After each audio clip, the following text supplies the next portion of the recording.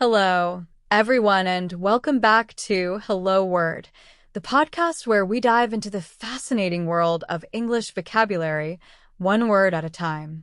I'm Alex, your host, and today we have a strong and powerful word to explore: arm. That's arm as a verb, and it means to equip with weapons. This word is a great example of how versatile English can be. So let's break it down and see how we can use it in everyday language. To start, when we say arm as a verb, we're talking about providing someone or something with the tools or weapons they need for protection or offense. For example, the soldiers were armed with the latest technology. In this case, armed doesn't just mean they were carrying something, it implies they were prepared for action. It's a word that often conveys readiness or preparation, whether it's literal or figurative. Now, let's talk about some synonyms for arm. One synonym is equip. For instance, the hikers were equipped with maps and compasses for their journey. Another synonym is furnish, which can also mean to provide or supply, as in, the school was furnished with new computers.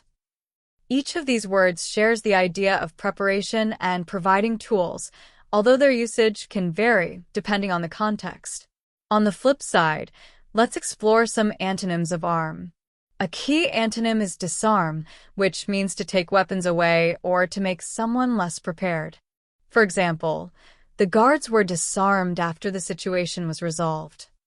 Another antonym is deprive, as in, the law deprived the group of the right to carry weapons.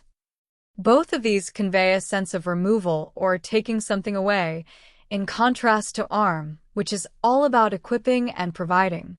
So, how can we use arm in our daily lives? You might hear it in a literal sense, such as, the police decided to arm themselves with tasers for added safety.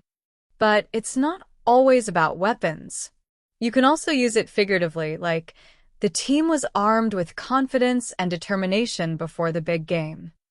This figurative use shows how arm can be about mental or emotional preparation as well. Here are a few more examples to solidify your understanding. The activists were armed with facts to support their cause. The castle was armed with cannons to defend against attacks. The presentation was so well prepared, it felt like she was armed with all the answers. Each of these sentences highlights how arm can apply to a wide range of situations, from physical tools to abstract concepts. To wrap things up, we've learned that arm means to equip with weapons or tools, that its synonyms like equip and furnish suggest providing or preparing, and that its antonyms such as disarm and deprive highlight removal or lack of readiness.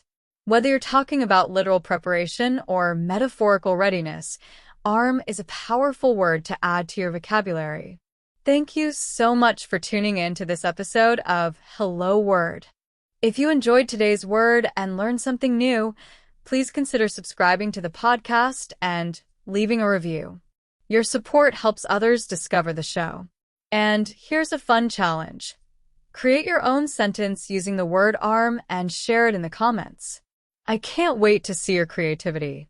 Until next time, keep exploring the amazing world of words. Bye for now.